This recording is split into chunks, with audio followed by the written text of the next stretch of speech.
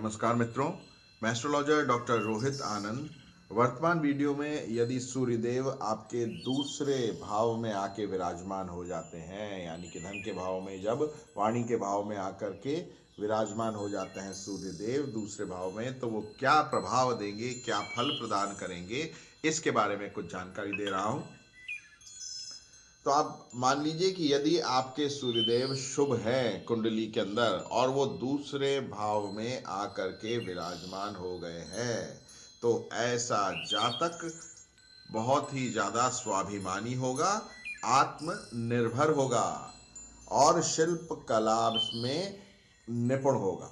और ऐसा व्यक्ति ना केवल अपने ससुराल पक्ष अपितु अपने पिता के ससुराल पक्ष यानी कि मामाओं, मौसियों, इन सब से भी बहुत ही अच्छा सहयोग करेगा, बहुत ही अच्छा व्यवहार रखेगा।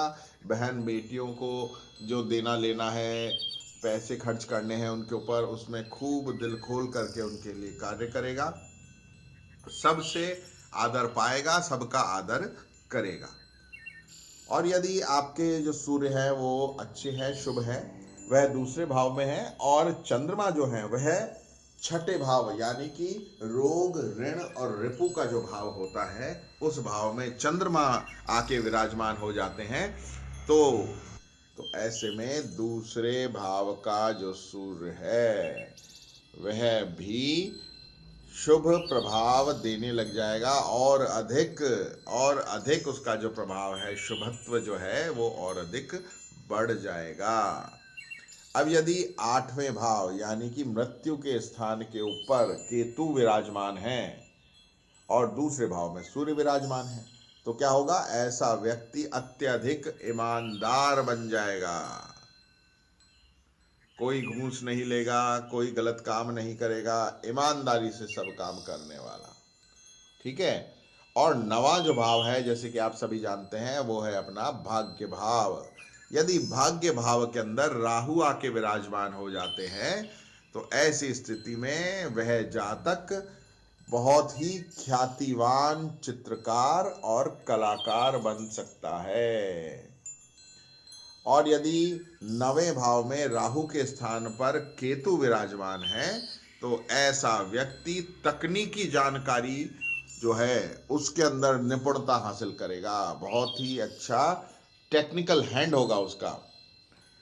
इसके अतिरिक्त यदि राहु केतु दोनों ही नवम भाव में नहीं है, सूर्य दूसरे भाव में है और नवम भाव में मंगल आके विराजमान हो जाते हैं, तो ऐसी स्थिति के अंदर जो व्यक्ति है वह बहुत ही सौंदर्य प्रसाधन की वस्तुओं में आसक्त रहेगा, बहुत ही फैशनेबल होगा। नए नए कपड़े, लेटेस्ट फैशन के कपड़े पहनना और टैटू बनवाना, बालों की स्टाइल रोज बदलते रहना, ये सारे जो फैशन है इस तरह का व्यक्ति होगा।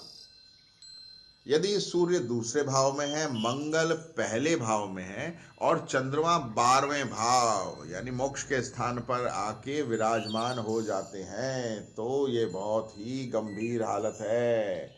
ऐसा व्यक्ति हर तरह से दयनीय स्थिति में पहुंच जाएगा।